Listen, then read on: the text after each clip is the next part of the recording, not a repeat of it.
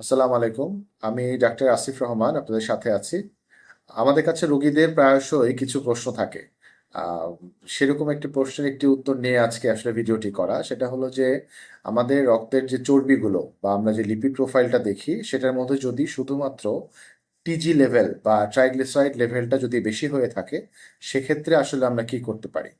এটা ক্ষেত্রে আসলে প্রথমত আমরা যেটা বলে থাকি রোগীদেরকে যে তার খাদ্যাভ্যাস থেকে ভাত বা শর্করা বা চিনি জাতীয় খাবারটা অনেকটাই কমিয়ে আনতে, কারণ এটা মূল কারণ আসলে ট্রাইগ্লিসারাইডটা বৃদ্ধি পাওয়ার জন্য। আর সেক্ষেত্রে এছাড়াও আমরা আহ, অনেক রোগী দেখা যায় যে স্যার আমার তো খাওয়া দাওয়া কমই আছে, তারপরেও তো ট্রাইগ্লিসারাইড লেভেলটা তো বেড়ে যাচ্ছে, লিপিড প্রোফাইল কোনোভাবেই কন্ট্রোল হচ্ছে না।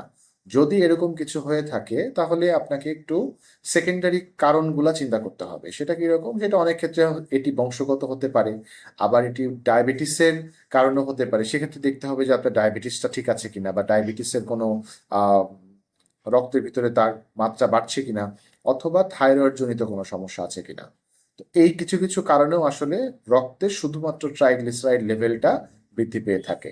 যদি আপনার খাওয়া দাওয়া বা হাঁটা চলা বা এক্সারসাইজের মাধ্যমেও এটার নিয়ন্ত্রণে না আসে, তবে অবশ্যই চিকিৎসকের পরামর্শ অনুযায়ী আপনাকে ওষুধ সেবন করতে হবে।